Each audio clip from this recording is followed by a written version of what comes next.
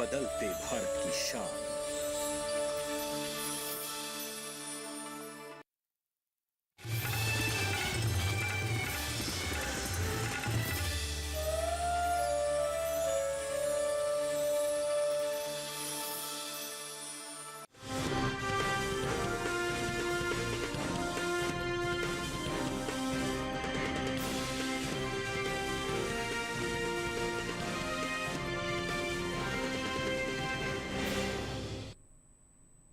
नमस्कार, आप देख रहे हैं दूरदर्शन किसान मंडी खबर में आप सभी का स्वागत है। आपके साथ मैं हूं चेतना त्यागी। अगले आधे घंटे के दौरान हम आपको बताएंगे किस कृषि जिन्स के भाव में आई तेजी, किस में आई मंदी, साथ ही जानेंगे आगे किस ओर जा सकता है बाजार। आज हम खास तौर से बात करेंगे उड़द, लहसुन, धनिया और मोटे अनाज की। इसके अलावा भी कई और जिन्सों के भाव आप मंडी खबर में जान सकेंगे, लेकिन सबसे पहले नजर डालते हैं सुर्खियों पर। सोमवार को उड़द में रहा मिला जुला रुख, कोटा मंडी में दर्ज हुई 200 रुपए की तेजी।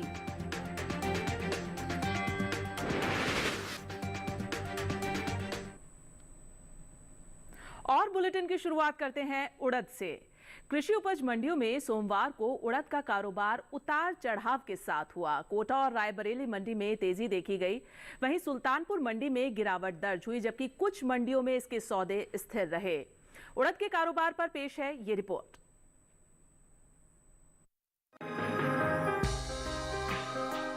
कृषि उपज मंडियों में उड़द के सौदों में मिलाजुला रुख देखने को मिला है, यानी कुछ मंडियों में भाव चढ़े तो कुछ में उतरे, जबकि कहीं कहीं स्थिरता भी देखी गई।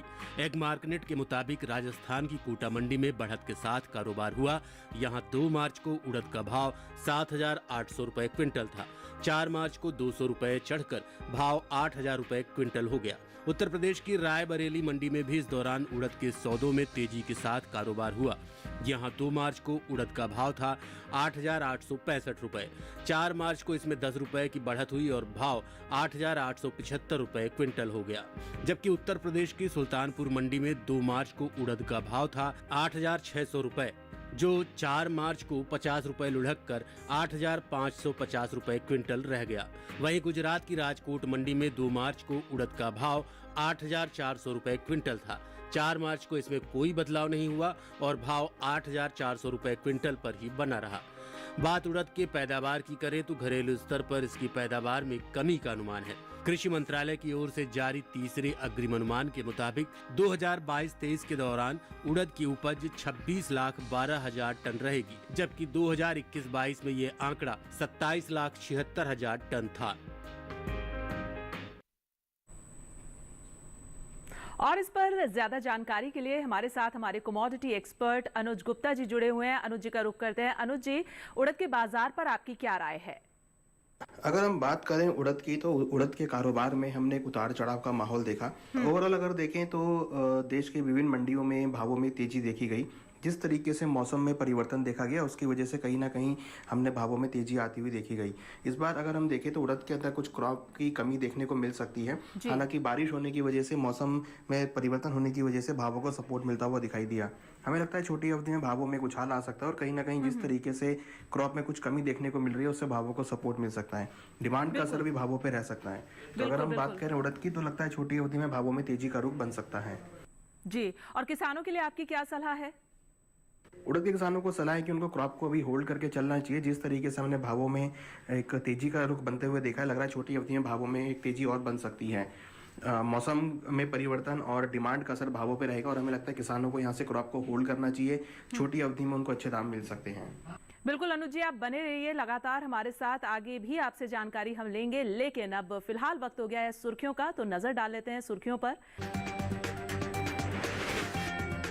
ज्यादातर मंडियों में कमजोरी के साथ हुआ लहसुन का कारोबार। कुछ मंडियों में स्थिर रहे भाव। लहसुन के बाजार में आई नरमी। जयपुर मंडी में 2285 रुपए पर बिका बाजरा। जम्बूसर मंडी में 2200 रुपए रहा भाव।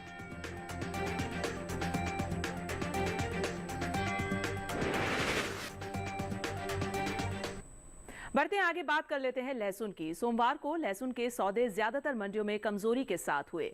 सबसे भारी गिरावट 2000 रुपए की गाजियाबाद मंडी में दर्ज की गई, जबकि कुछ मंडी में लहसुन के भाव में कोई भी बदलाव देखने को नहीं मिला है। लहसुन के कारोबार पर पेश है हमारी ये रिपोर्ट। कृषि उपज मंडियों में लहसुन की आवक सामान्य बनी हुई है। सोमवार को ज्यादातर मंडियों में लहसुन का कारोबार सुस्ती के साथ हुआ, जबकि कुछ मंडियों में इस दौरान लहसुन के भाव स्थिर रहे। एग मार्केट के मुताबिक उत्तर प्रदेश की गाजियाबाद मंडी में लहसुन के कारोबार में बढ़त का रुख देखने को मिला। यहां 2 मार्च को लहसुन का भाव था 13,000 रुपए। 4 मार्च को लहसुन का भाव 2,000 रुपए लुढ़क कर 11,000 रुपए रह गया। गुजरात की राजकोट मंडी में भी लहसुन के सौदे नरमी के साथ हुए।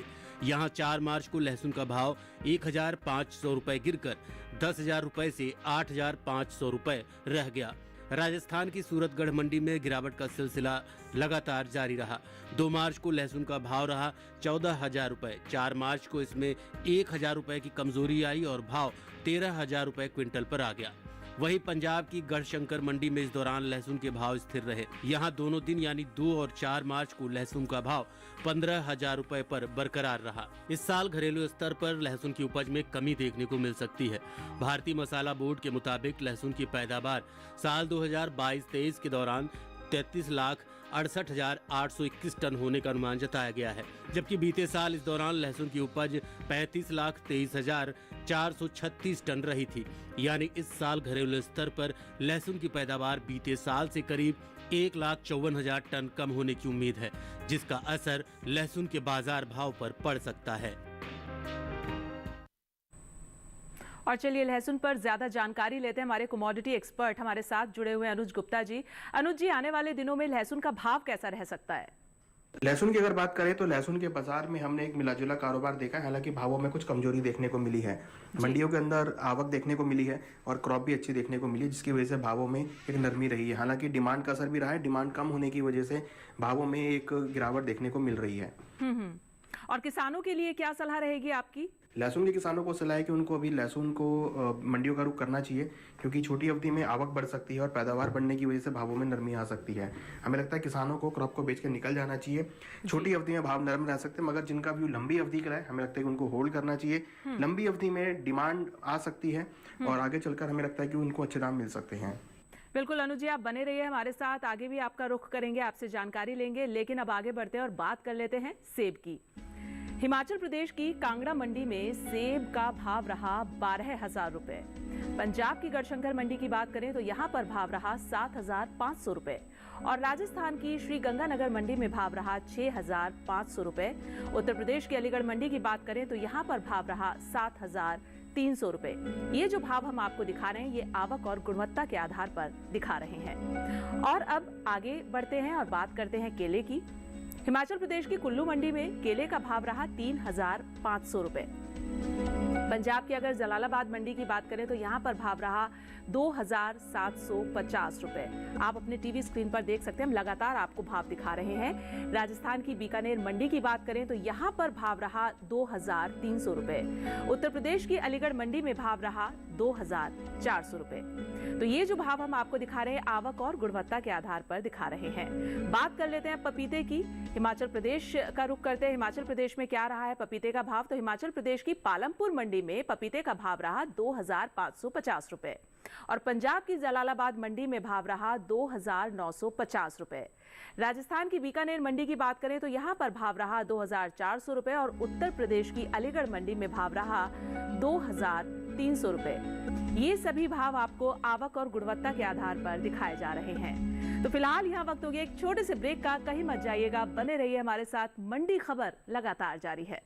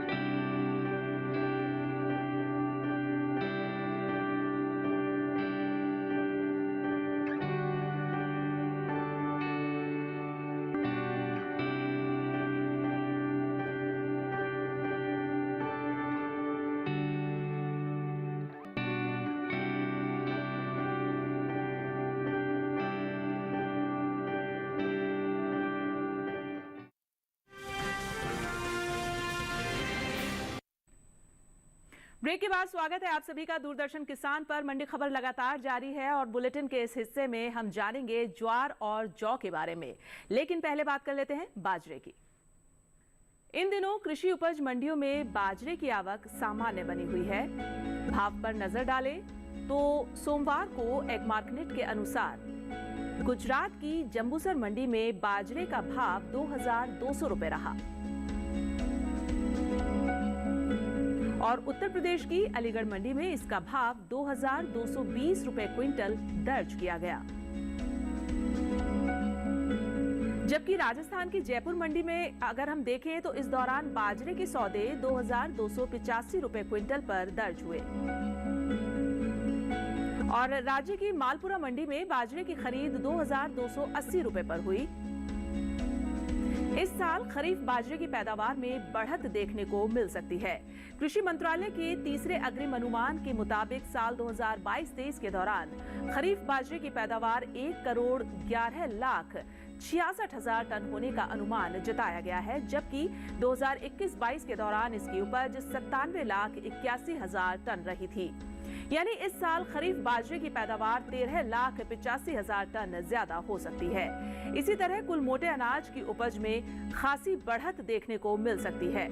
कृषि मंत्रालय की तीसरे अग्रिम अनुमान के मुताबिक 2022-23 के दौरान मोटे अनाज की पैदावार 5,47,48,000 टन के पार जा सकती है, जबकि बीते साल की समान अवधि के दौरान मोटे अनाज की उपज 5,11,01,000 टन थी।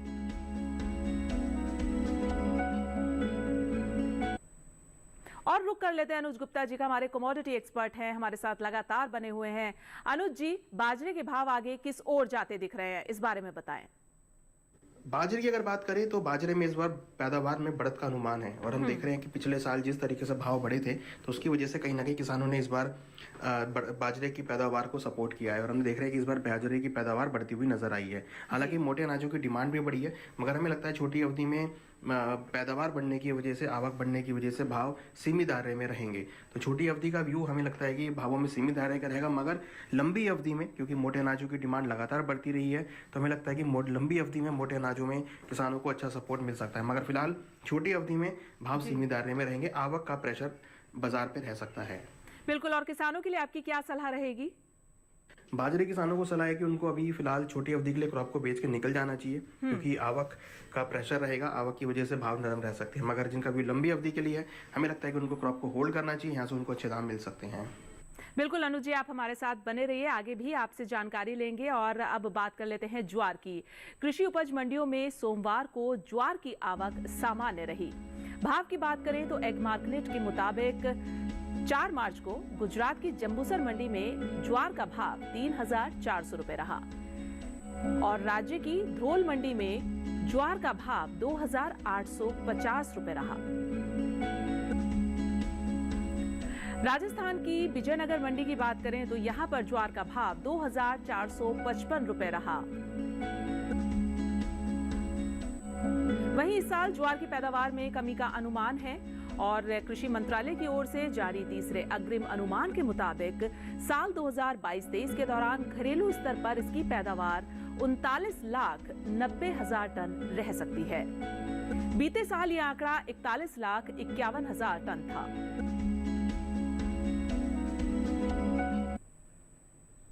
और बाजार के जानकार अनुज गुप्ता जी लगातार हमारे साथ बने हुए हैं। अनुज जी का रुख करते हैं। अनुज जी, ज्वार के भाव आगे किस ओर जाते दिख रहे हैं? ज्वार की अगर बात करें तो ज्वार के अंदर हमने भावों में कुछ आते हुए देखा है। ज्वार की इस बार पैदावार कम देखने को मिल रही है और अगर हम देखें तो मोटे अनाजों की डिमांड का असर भी इस पे रहा है। कहीं ना कहीं देखें तो छोटी अवधि में ज्वार के बाजार में एक मिलाजुला कारोबार रह सकता है, मगर लंबी अवधि में भावों में तेजी आ सकती है। हमें लगता है किसानों को ज्वार को होल्ड करके चलना चाहिए। लंबी अवधि में मोटे अनाजों की डिमांड का असर भावों पे रहेगा और यहाँ से उनको अच्छे दाम मिल सकते हैं। बिल्कुल। और किसानों के लिए आपकी क्या सलाह रहने वाली है? हालांकि जिस तरीके से भाव बढ़े हैं तो आगे क्रॉप भी अच्छी आ सकती है, मगर फिलहाल छोटी अवधि में लग रहा है कि क्रॉप कम होने की वजह से और डिमांड बढ़ने की वजह से भावों को सपोर्ट मिल रहा है। हमें लगता है किसानों को क्रॉप को होल्ड करना चाहिए, यहाँ से उनको अच्छे दाम मिल सकते हैं। बिल्कुल अनुज जी, आप बने रहिए लगातार हमारे साथ, आगे भी आपका रुख करेंगे। और अब बात कर लेते हैं जौ की। कृषि उपज मंडियों में सोमवार को जौ की आवक सामान्य बनी हुई है। बात इसके हाजिर भाव की करें तो एगमार्कनेट के अनुसार उत्तर प्रदेश की अलीगढ़ मंडी में जौ के सौदे 2,230 रुपए पर हुए। राज्य की रायबरेली मंडी में जौ का भाव रहा 2,160 रुपए क्विंटल और राज्य की गाजियाबाद मंडी में जौ का भाव रहा 2,240 रुपए। उत्तर प्रदेश की गाजीपुर मंडी में जौ का भाव रहा 2,175 रुपए क्विंटल और जौ की पैदावार की अगर हम बात करें तो घरेलू स्तर पर इस साल जौ की पैदावार में बढ़त देखने को मिल सकती है।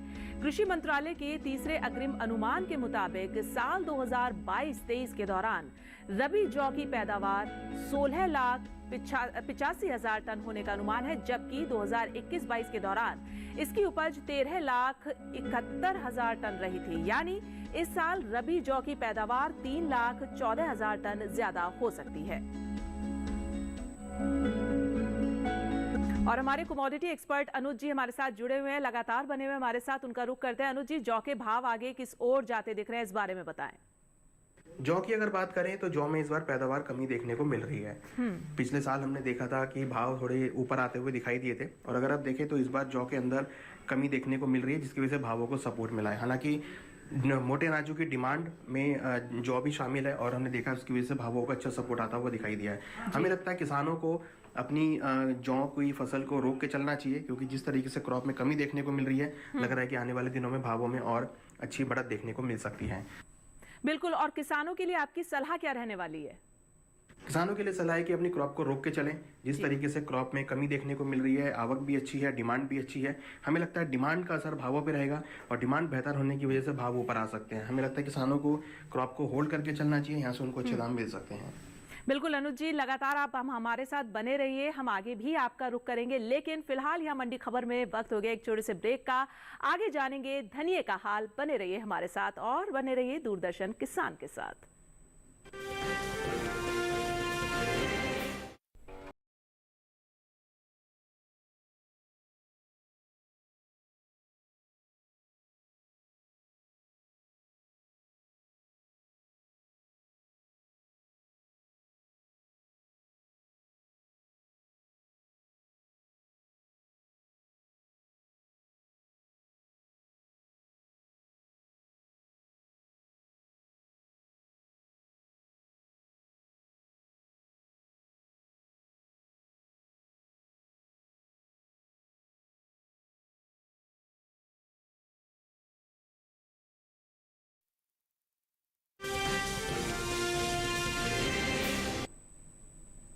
स्वागत है ब्रेक के बाद आप सभी का मंडी खबर में। और अब बात कर लेते हैं धनिये की। सोमवार को कृषि उपज की मंडियों में धनिये की आवक सामान्य बनी हुई है। भाव की बात करें तो एगमार्कनेट के मुताबिक महाराष्ट्र की पुणे मंडी में धनिये का भाव रहा 12,500 रुपए और जबकि गुजरात की हलवद मंडी में धनिया 8,375 रुपए पर बिका और राज्य की धोराजी मंडी की बात करें तो यहां पर धनिये का भाव रहा 7,580 रुपए। वहीं राजस्थान की कोटा मंडी में धनिये के सौदे 5,850 रुपए पर हुए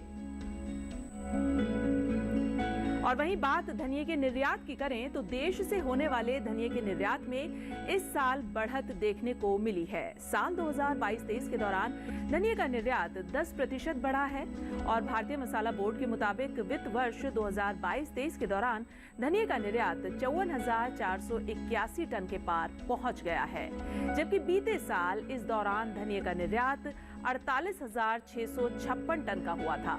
यानी बीते साल के मुताबिक अगर हम देखें बीते साल के मुकाबले तो इस साल धनिये का निर्यात 5,825 टन बढ़ा है।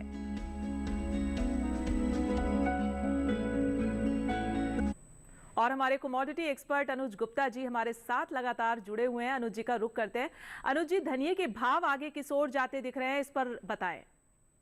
धनिया की अगर बात करें तो धनिया में हमने तेजी का रुख आते हुए देखा है। इस बार निर्यात मांग का असर भावों पे देखने को मिला है और कहीं ना कहीं मौसम खराब होने की वजह से क्वालिटी में कुछ फर्क देखने को मिल सकता है, जिसकी वजह से भावों को सपोर्ट मिल सकता है। हमें लगता है छोटी अवधि में धनिया के बाजार में तेजी का रुख रह सकता है।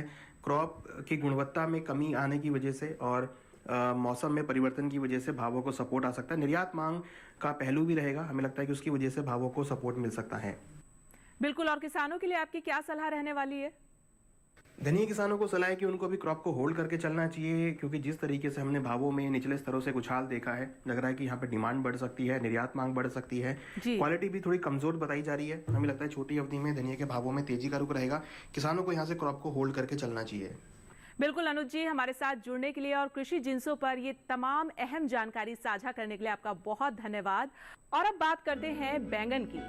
गुजरात की राजकोट मंडी में बैंगन का भाव रहा 1150 रुपए और महाराष्ट्र की पुणे मंडी में भाव रहा 1750 रुपए। पंजाब की गढ़शंकर मंडी में भाव रहा 1800 रुपए और उत्तर प्रदेश की मिर्जापुर मंडी में भाव रहा 1825 रुपए। चलिए बढ़ते हैं आगे और बात करते हैं अब गाजर की। तो गुजरात की जो सूरत मंडी है वहां पर गाजर का भाव रहा 1250 रुपए। पंजाब की दोराहा मंडी में भाव रहा 1200 रुपए और महाराष्ट्र की पुणे मंडी में भाव रहा 1400 रुपए। उत्तर प्रदेश की अलीगढ़ मंडी में भाव रहा 850 रुपए। ये तमाम भाव जो है वो आवक और गुणवत्ता के आधार पर हम आपको दिखा रहे हैं। बढ़ते हैं आगे मंडी खबर में और अब बात कर लेते हैं फूल गोभी की। गुजरात की सूरत मंडी में फूल गोभी का भाव रहा, आप देख सकते हैं, सूरत मंडी में 2550 रुपए रहा और पंजाब की गढ़शंकर मंडी में भाव रहा 1000 रुपए। राजस्थान की जालौर मंडी में भाव रहा 2200 रुपए और उत्तर प्रदेश की मिर्जापुर मंडी में भाव रहा 1400 रुपए। तो ये तमाम भाव जो हैं वो आपको आवक और गुणवत्ता के आधार पर दिखाए जा रहे हैं। तो आज की मंडी खबर में बस इतना ही। उम्मीद है कि किसानों को अपनी उपज का सही भाव लेने में मंडी खबर से मदद जरूर मिल रही होगी।